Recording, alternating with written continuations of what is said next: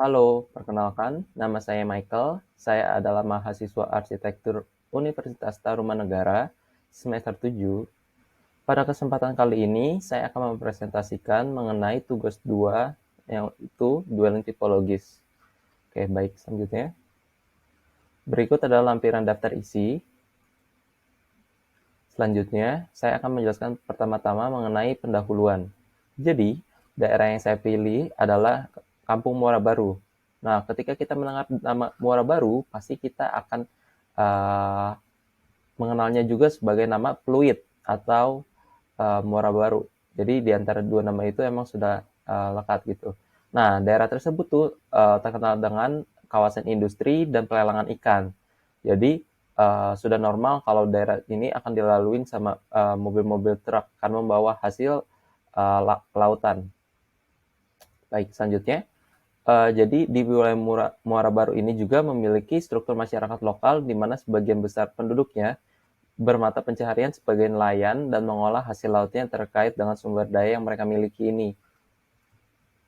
Oke, selanjutnya saya melampirkan sebagai bentuk beberapa data kependudukan Muara Baru. Jadi berdasarkan survei yang dilakukan oleh Priscilla Vinca tahun 2022 mengenai keadaan sosial ekonomi dan budidaya nelayan di Muara Baru, saya mendapatkan bahwa kisaran umur yang relatif menjadi nelayan di Muara Baru ini adalah orang yang berusia 30-35 tahun. Kemudian keadaan tempat tinggalnya ini mereka mayoritas sebanyak 23 responden atau sekitar 76% itu mereka tinggal secara kos-kosan atau sewa atau secara kontrakan. Nah, saya lampirkan juga berupa data pengalaman pekerjaan itu mereka kurang lebih sudah ada latar belakang 11 sampai 15 pengalaman tahun pengalaman kerja.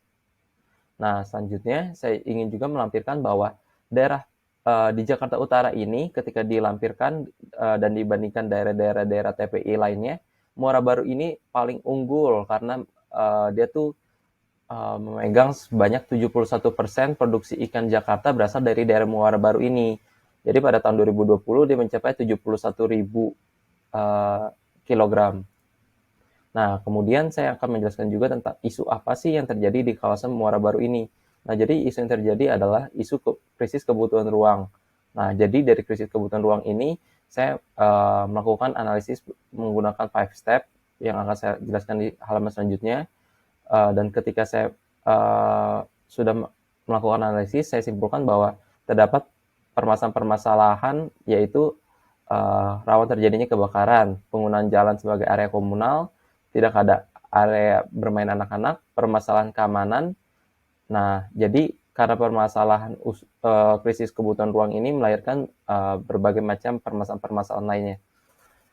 Nah, ini kemudian saya lampirkan juga mengenai budaya masyarakat di Muara Baru. Mereka melakukan satu upacara adat yaitu Nadran. Nadran ini sebagai pesta laut yang diadakan sebagai bentuk syukuran ketika nelayan sudah mencapai 1 tahun uh, bekerja sebagai nelayan gitu. Oke, baik. Jadi selanjutnya saya akan menjelaskan mengenai peta fasilitas kawasan penjaringan kurang lebih daerah Kampung Muara Baru terletak di daerah sini bersebelahan dengan Waduk Pluit dan berdekatan juga dengan Laut Jawa. Jalan satu-satunya yang dapat diakses untuk menuju Kampung Muara Baru yaitu adalah Jalan Pluit Selatan Raya. Oke, baik. Selanjutnya, ini yang saya lakukan dari 5 step. Tahap yang paling pertama adalah first step, yaitu saya walking in the city. Jadi dari walking in the city, saya menyusuri dari jalan Pluit Selatan Raya ini, kemudian ke Jalan Muara Baru. Ketika saya foto-foto, saya melewati daerah ini, saya memfoto dan mendapatkan gambaran bahwa daerah ini cukup padat dan banyak sekali kendaraan bermuatan yang melewati daerah sini. Dan juga terdapat aktivitas seperti PKL-PKL berjualan di jalan raya.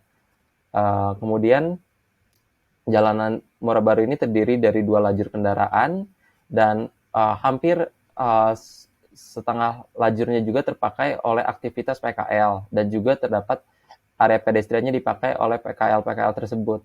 Oke, baik. Next. Oke, baik. Selanjutnya saya akan menjelaskan mengenai lokasi tapak yang saya pilih. Jadi berdasarkan Walk in the City, saya menemukan area yang paling menarik itu saya memilih di antara Gang 4 dan Gang 5 Muara Baru ini dengan peruntukan untuk hunian dengan luas area seluas 3.300 meter persegi. Nah, kemudian ketika saya lihat data kependudukannya, masyarakat yang ini tinggal di sini tuh didominasi oleh suku Jawa, Betawi, Batak, Tionghoa, dan juga Sunda, dan juga suku-suku lainnya. Oke, baik. Selanjutnya saya melakukan second step yaitu mapping the event and movement. Nah, jadi berdasarkan analisis yang saya sudah lakukan walking in the city, saya tuh mewawancarai beberapa warga di daerah tersebut dan saya mendapatkan bahwa berikut adalah aktivitas yang mereka lakukan sehari-hari. Kehidupan sehari-hari mereka tuh dalam proses berhuninya, mereka itu pertama-tama bangun sekitar jam 3 pagi, kemudian mereka ini tinggal secara di kos-kosan atau di kontrakan. Jadi mereka itu tinggal secara share, kemudian mereka berangkat ke daerah Pelabuhan Muara Baru untuk uh, bekerja menangkap ikan. Kemudian di pelabuhan ini mereka tuh sudah berangkat dari pagi-pagi subuh ini untuk menangkap ikan. Jadi pada saat ini juga para istri sedang menunggu kedatangan para suaminya dan menunggu di daerah sekitar tersebut di warung-warung untuk kemudian selanjutnya mereka tuh pas lagi suaminya sudah balik, mereka akan menjual hasil tangkapan mereka di pasar ikan, pasar lelang ikan di nomor 4 ini. Jadi mereka ketika sudah mendapatkannya, mereka akan menjualnya di lelang di tempat pasar modern tersebut. Kemudian setelah mereka menjualnya itu sampai kurang lebih sampai jam sore, mereka akan balik ke daerah hunian mereka masing-masing. Nah, kemudian ini adalah proses berhuni anak-anak. Jadi berdasarkan proses berhuni anak-anak ini, saya mendapatkan hanya 2 sekolah yang saya temukan di daerah tersebut. Pertama ada sekolah Penjaringan SDN Penjaringan 3 dan ada Yayasan Pendidikan Harapan Salahuddin yang terdiri dari jenjang TK sampai SMA.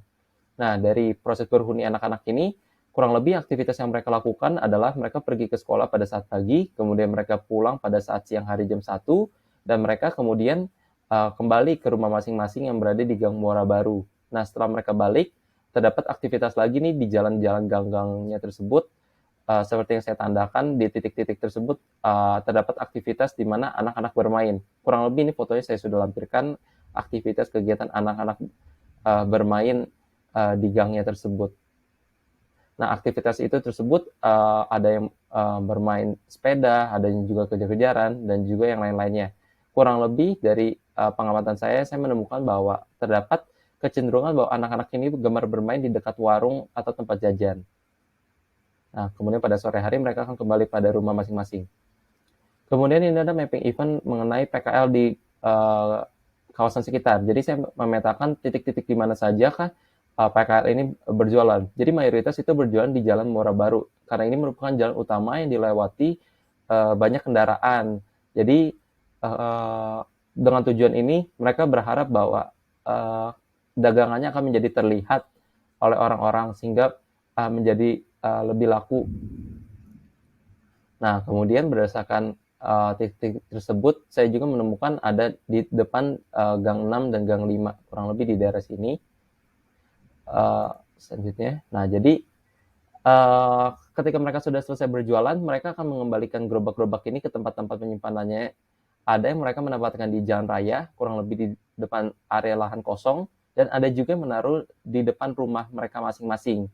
Nah, karena mereka menaruh ini agar mereka untuk mudah memantau gerobak ini sehingga tidak hilang. Kemudian aspek kedua adalah mereka mudah untuk mempersiapkan barang-barang ketika esok hari ingin berjualan gitu. Nah, kemudian ini mapping event dan movement. Kurang lebih saya menggambarkan kawasan sekitar tapak yang saya pilih di Gang 5 dan Gang 4. Nah, ini kurang lebih gambaran Gang 5 jalannya berkisaran 2 sampai 2,5 meter, sedangkan Gang 4 jalanannya itu berukuran lebih kecil 1,5 sampai 2 meter. Ketika dilihat aktivitasnya lebih padat di Gang 4 berdasarkan dari gambaran tersebut dan bangunannya juga lebih padat. Oke, baik, selanjutnya saya akan menjelaskan mengenai aktivitas apa saja sih yang terjadi.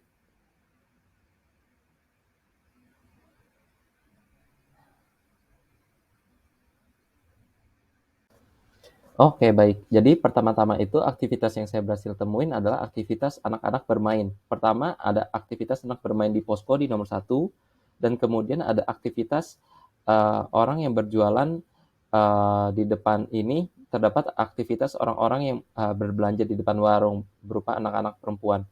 Kemudian di nomor tiga, di tempat sini terdapat ada area rumah makan, dan di area sini terdapat aktivitas berupa orang yang mengobrol di daerah sini. Kemudian titik-titik selanjutnya yang saya berhasil temukan di gang 5 ini berupa ada bapak-bapak yang mengobrol di depan salah satu rumah warga. Kemudian di nomor 2 berupa uh, ibu-ibu yang mengobrol di depan rumah makan. Yang ketiga itu terdapat aktivitas anak-anak yang sedang berjajan di rumah salah satu warga. Dan yang keempat yaitu aktivitas mereka tuh berkumpul di depan masjid. Nah, berdasarkan mapping event ini, saya mau ngejelasin bahwa di daerah sini tuh terjadi karena permasalahan tidak adanya suatu area tempat bermain anak-anak dan area komunal, sehingga mereka tuh terpaksa untuk bermain di daerah sini. Oke, Oke, baik, selanjutnya adalah rangkuman keseharian di kawasan yang saya pilih ini. Jadi, di kawasan tersebut, mayoritas pada jam 9 sampai jam 12 pagi, aktivitas itu padat di jalan pasar Jalan Muara Baru karena terdapat aktivitas berupa orang-orang yang berjualan. Uh, oleh karena jumlah orang yang berjualan di sini, kawasan tersebut menjadi pasar tradisional Muara Baru. Kurang lebih ini gambarannya. Kemudian pada jam siang itu merupakan jam-jam padat ketika anak pulang sekolah, dan juga jam-jam di mana tempat-tempat makan itu didatangi oleh masyarakat-masyarakat yang lalu lalang di daerah tersebut, dan orang-orang yang mengkontrak atau kos di daerah tersebut datang ke tempat-tempat makan di Jalan Muara Baru tersebut. Kemudian pada jam 2 sampai jam 6 itu kurang lebih jam-jam pulang ini, ketika nelayan sudah pulang itu mereka tuh ada yang jadi sosialisasi sama tetangga-tetangganya, ada juga yang ngobrol-ngobrol gitu. Kurang lebih ini titik-titik yang saya tandain ini terjadi aktivitas. Kemudian pada jam 2 jam sampai jam 6 ini juga terdapat aktivitas berupa anak-anak yang bermain. Kurang lebih ini saya ambil pada gang 4 dan gang 5. Oke. Kurang lebih selanjutnya pada jam 6 sampai jam 8 malam ini masih terjadi aktivitas di Jalan Pasar Muara Baru. Kurang lebih karena di jalan gang-gang tersebut sudah menjadi sepi, sehingga hanya terjadi aktivitas di Jalan Muara Baru ini berupa restoran yang masih buka, dan juga terdapat beberapa PKL-PKL yang masih berjualan. Nah, kemudian tahap selanjutnya yang saya lakukan yaitu zoom space. Berdasarkan pengamatan yang saya lakukan, saya melakukan analisis. Pertama, pada Jalan Muara Baru ini, bangunan ini merupakan bangunan komersial, jadi dipakai orang-orang untuk berjualan. Dengan ketinggian 1 lantai, mayoritas menggunakan material asbes. Ketika dilihat, mereka semua menggunakan material asbes. Dan mereka memiliki suatu identifikasi yang sama semua, yaitu mereka mengekspansi dagangan mereka ke area luar karena keterbatasan lahan di area area bangunan, sehingga mereka terpaksa melakukan ekspansi ke arah luar, yaitu berupa mereka memakan area jalan pedestrian. Ini kurang lebih, jadi terdapat ada juga warung makan, terdapat juga ada satu program yang unik, yaitu mereka membuat sebuah pom bensin mini di daerah tersebut. Kemudian terdapat juga bengkel yang merupakan salah satu titik keramaian pada jalan di sini. Nah, kemudian di zoom space ketika sudah memasuki gang 4, ketika memasuki gang 4 ini pertama-tama kita akan menemukan bangunan peruntukan kos-kosan 2 lantai. Pada bangunan ini kurang lebih terdapat area jemuran pada lantai 2 sebagai bentuk mereka ekspansi karena keterbatasan lahan, sehingga mereka menaruh area jemurannya ini di lantai 2 di bagian balkon. Kurang lebih bangunan yang di daerah gang 4 dan gang 5 ini menggunakan material atap asbes, dan bangunannya menggunakan material bata sehingga jadi permanen. Ini kurang lebih gambarannya, hanya saya akan lampirkan. Kemudian salah satu bentuk mereka mengekspansi juga dengan mereka menaruh berupa kandang burung, mereka memajukan atap-atap mereka, kurang lebih tersebut. Dan terdapat juga instalasi-instalasi listrik yang sembarangan atau berantakan sehingga dapat memicu terjadi bencana kebakaran. Terdapat aktivitas juga berupa penggabungan antara hunian, yaitu kos-kosan, dan juga lantai satunya berupa tadi bukan kos-kosan, yaitu merupakan rumah, dan lantai satunya dipakai sebagai warung. Nah, jadi warungnya ini di lantai satu dengan keterbatasan lahan mereka ini, mereka semua menaruh semua area kerja, area dapur, area makan, area penyimpanan barang di area depan bangunan. Sedangkan pada lantai 2-nya difokuskan hanya untuk fungsi hunian. Ini kurang lebih juga contoh kasusnya sebagai rumah dan warung juga. Dan ini juga sebagai kos-kosan yang kurang lebih memiliki ciri khas sama, yaitu menggunakan material asbes, dan lantai 2-nya diekspansi lebih besar dari lantai satunya. Dan terdapat titisan atap yang memajukan dari bangunannya. Oke, baik. Selanjutnya ini kurang lebih gambaran bangunannya. Next. Oke, balik lagi. Jadi kurang lebih gambaran bangunannya ini ada bangunan kosong, kemudian ada bangunan juga berupa lantai satu dipakai sebagai hunian, dan lantai atasnya juga dipakai hunian yang merupakan area kos-kosan dipakai sebagai tempat hunian lain kontrak atau pedagang-pedagang kaki lima. Nah, untuk memisahkan area privasi, area intim hunian, pemilik bangunan meletakkan area tangga ini di luar bangunannya sehingga memakan area luar jalanan. Kemudian ini kurang lebih gambaran bangunannya. Terdapat ada satu bangunan warung makan sebagai penunjang di sektor informal kawasan tersebut. Kemudian terdapat juga rumah.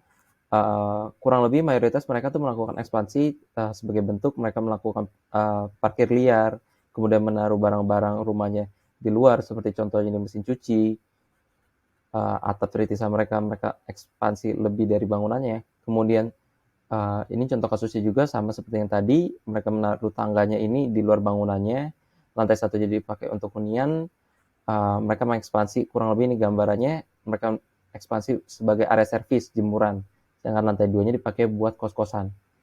Nah, ini ketika di gang belakang sini, jalanan menjadi lebih sempit, dan ini terjadi karena bangunan-bangunannya ini mereka tuh bangunan tingkat, dan mereka tuh mengekspansi secara tidak beraturan. Jadi ketika dilihat dari bawah tuh gambarannya seperti ini. Sehingga matahari itu sinarnya akan terhalang sehingga menjadi gelap di jalan tersebut. Ini kurang lebih terdapat satu bangunan yang di lantai satu dipakai sebagai area less private, sedangkan lantai 2-nya dipakai sebagai area hunian, sehingga sang penghuni memisahkan tangga ditaruh di area luar berupa tangga besi. Kemudian di area sini merupakan area salah satu titik terpadat juga karena terdapat area aktivitas les dan juga berupa warung-warung sehingga anak-anak gemar mendatangi daerah di sini. Kurang lebih ini gambaran instalasi listriknya juga di sini sangat sembarangan sehingga gampang terjadi kebakaran.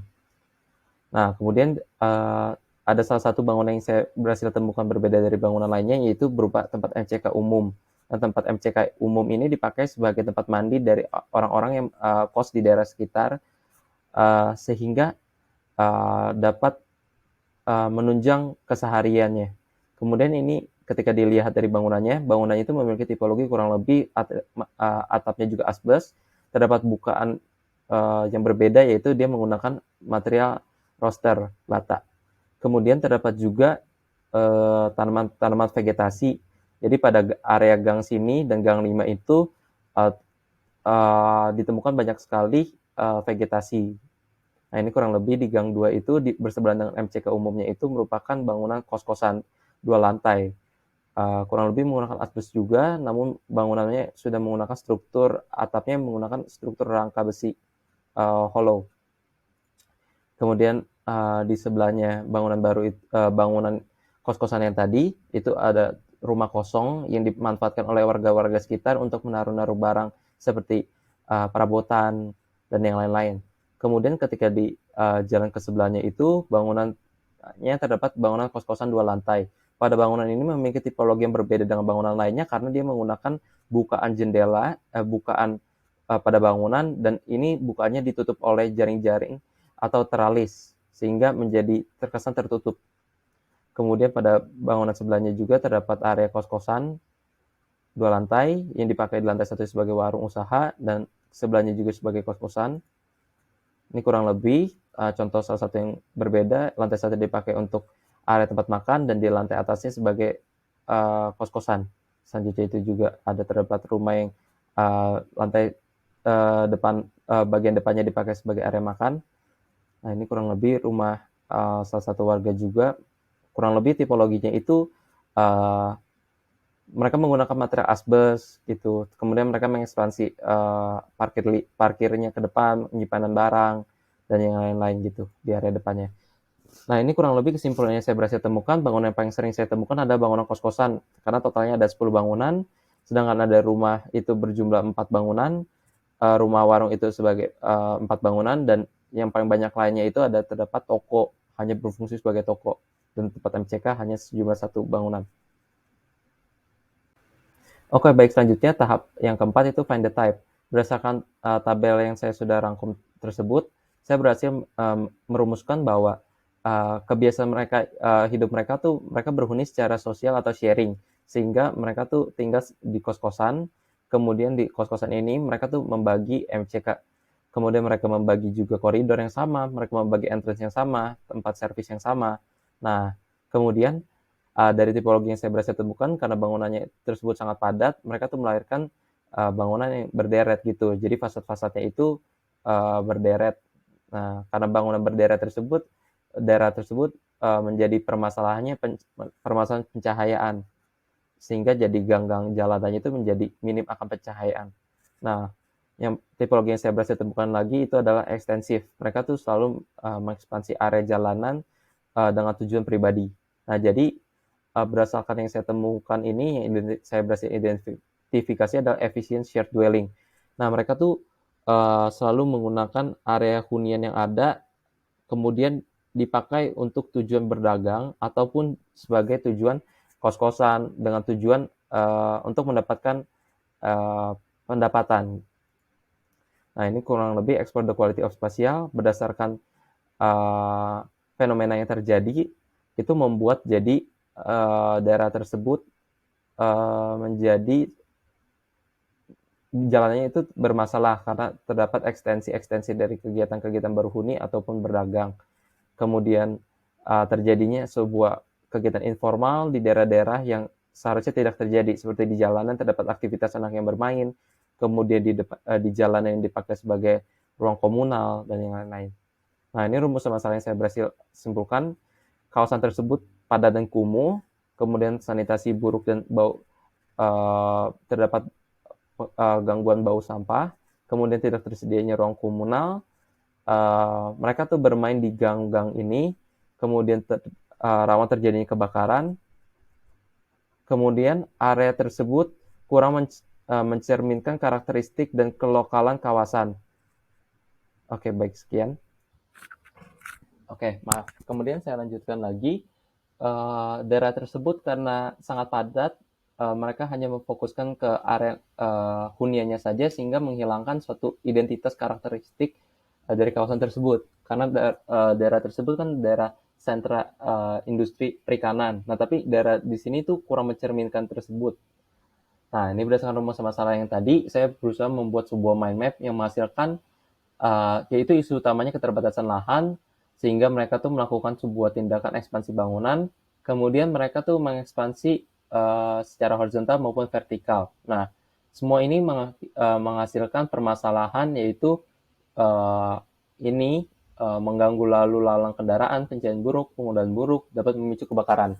Nah, pertanyaan riset yang saya berhasil dapatkan, yang pertama, bagaimana strategi perancangan untuk memperbaiki hunian di daerah tersebut tanpa harus menghilangkan suatu identitas berhuni yang dimiliki daerah tersebut. Yang kedua, tipe dwelling apakah yang menjadi cocok untuk dipropos sebagai solusi dari hunian di kawasan Muara Baru. Yang ketiga, bagaimana cara mengatasi isu kritis kebutuhan ruang yang terus bertambah seiring waktu di kawasan tersebut.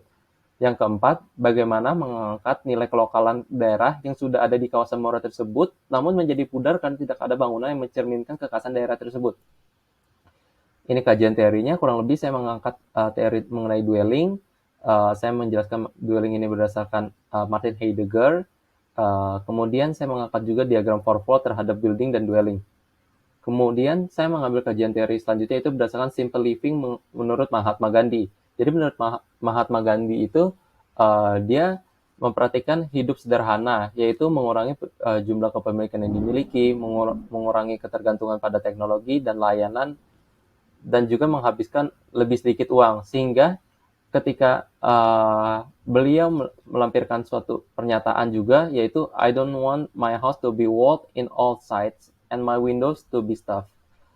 I want the culture of all lands to be blown about my house as freely as possible, but I refuse to be blown off my feet by any. Jadi dia itu menjelaskan bahwa berhuni yang dia mau tuh, dia tuh ingin menerima segala sesuatu budaya yang ada dari luar untuk masuk ke dalam rumahnya.